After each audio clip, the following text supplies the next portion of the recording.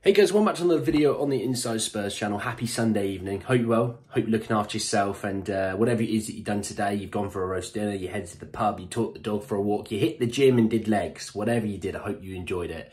We've got a really intriguing video in this one. So we've got an update on Richarlison and that Saudi Arabia link that we currently have basically going through. We do have an update around a quote, well, not quote, but a report from Tom Barkley around kind of the striker situation or the attacker situation, we'll call it. And we also then have a very peculiar one around Bellingham, not Jude. I know. Let's jump into it. And then, by the way, just as before I start, hit the subscribe button if you're new. Really appreciate that. Thanks very much. Anyway, let's jump in. Let's start with Richie and Richarlison. So this came from Football Insider, who said that Richarlison has been linked with a move to Saudi Arabia, but Tottenham are not thinking about selling the 26-year-old in January. There was also a report that sort of stated that Richarlison does not want to move to Saudi Arabia. He still wants to play at Spurs.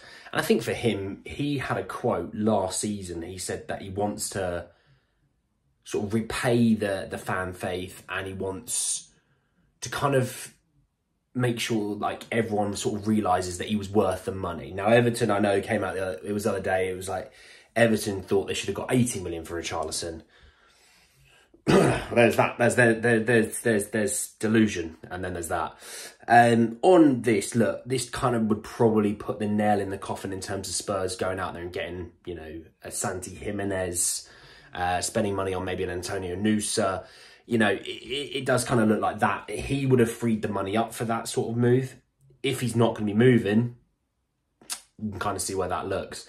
Now, it doesn't mean that it doesn't happen in the summer, and I do think Richarlison might move on in the summer, if I'm honest. But he's probably looking at the situation in the attacker room and thinking, yeah, we've got some bodies there, but we're never all fit. So I'm going to get some game time. Obviously, I think Richie's probably back towards later next month.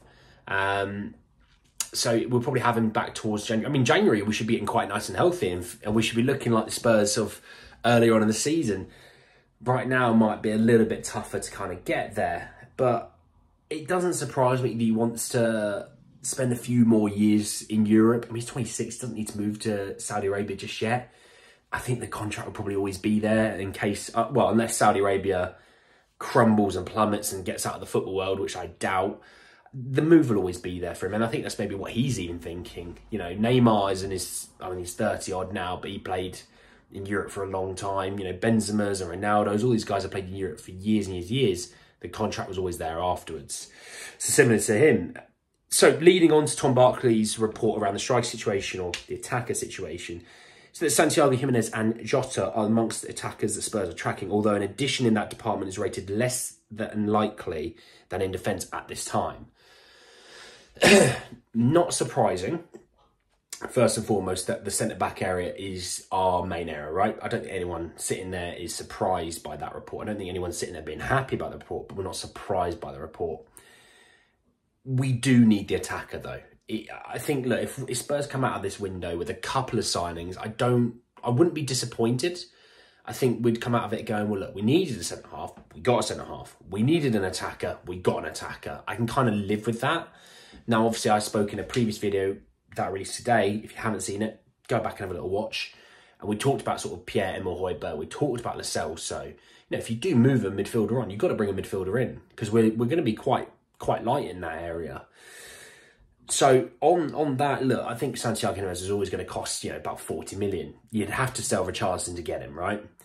Jota you might be able to get because he'll be a loan deal from Saudi Arabia, because we're not going to be paying the wages that he's on at Saudi Arabia. Nor would I want Spurs to pay them, by the way. That's another thing.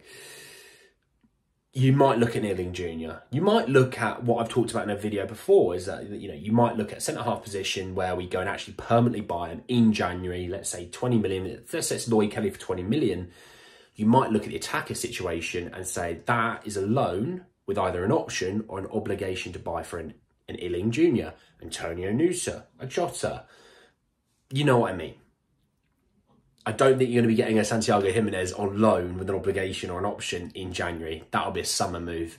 And by that point, it wouldn't shock me if some of the other big teams are there noticing him, because they go, he's a player and a half. unless Feyenoord and Spurs have a deal, you know, agreed in January, but for the summer of him, I don't know. But part of me thinks if we don't get him in January, we're not going to get him.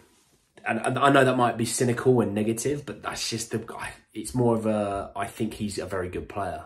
And that's why I'm thinking that. Let's move on anyway to Jobe Bellingham. Not Jude, Jobe. And it came from Football Insider where I first saw it. And then Team Talk reported afterwards. And it said that Tottenham are interested in signing Jude Bellingham's brother, Jobe, from Sunderland in January. That's just a clickbaity title. Spurs are interested in signing Sunderland's midfielder, Jobe Bellingham, would have been suffice to a normal football fan. But, yeah, I digress. Team Talk also put in that Tottenham are in the hunt for Bellingham. They are said to be major admirers of Sunderland's midfielder, Jobe, having often sent scouts to watch him this season. Well, they've watched a lot of him, and I'm going to go through his stats in a second, but he's done very, very well in the Championship. So I know he moved from Birmingham to Sunderland, but he's done very well in the Championship this year. And at the age of 18, he has played a lot of football. And I've talked about how if you're a young player, and that we're interested in him, obviously, I'm talking in the Spurs front, but you've played a lot of football, then that, for me, is a really positive sign. So, you know, when we talked about Antonio Nusa, we talked about Illing Jr., the two comparisons. Illing Jr. has not really played a lot. Antonio Nusa's played a lot. And yes, one plays at Juventus, one plays at Club Bruges.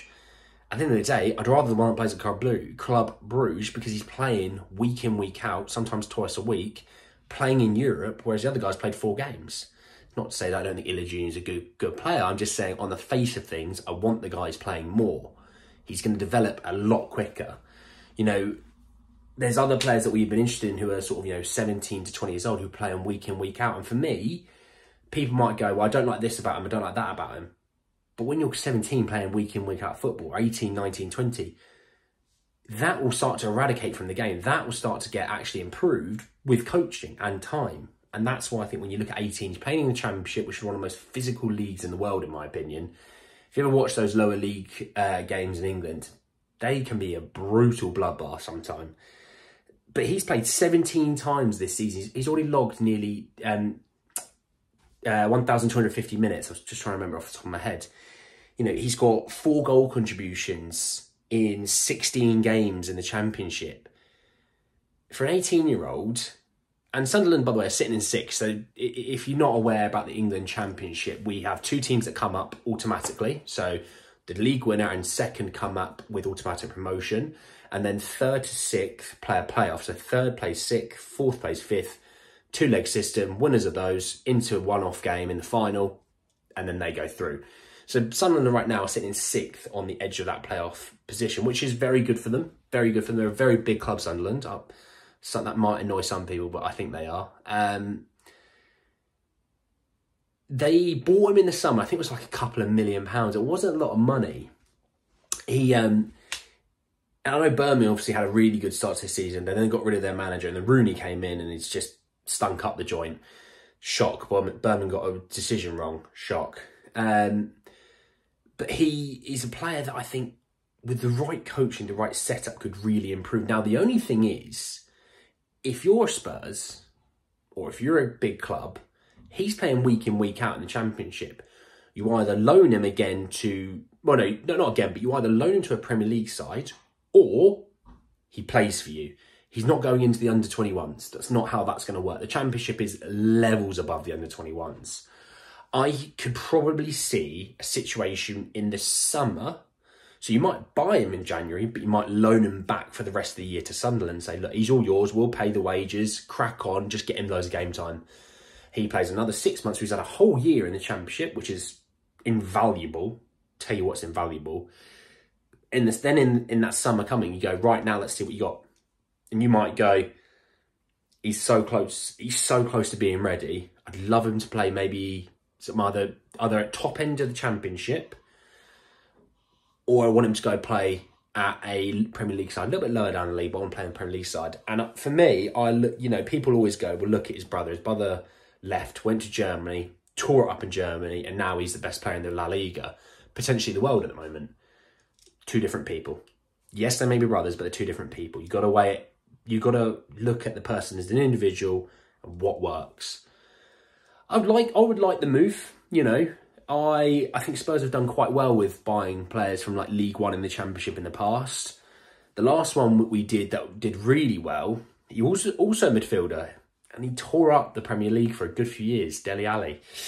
So I hope we do look at this sort of situation. In fact, we're scouting, and it's not just like, oh, we're scouting all the big names. We're scouting in the Championship, we're scouting abroad, we're scouting players that, to be honest, people don't think that Spurs would go for. Excites me. We've still got another 6 weeks leading into the January transfer window, and I'm really excited by what comes out of that part of it as well, with Lang and McKenzie and Scott Munn and all those guys. So I'm interested by that. But guys, that's the end of the video. I hope you did enjoy it. Drop a like on the video if you did. Hit me in the comment section below. You've got the Jobe Bellingham. Would you want him? You also got the situation with Richarlison not going to potentially to Saudi Arabia on his own account, and Spurs, that we're not really keen on selling him. So let me know what you think about that. And also the news about Santiago Giménez and Jota, and just your vibes around that. Subscribe to the channel if you're new and hit the bell notification for more. But anyway guys, that's the end of the video, and I'll see you all very, very soon. Take care, guys.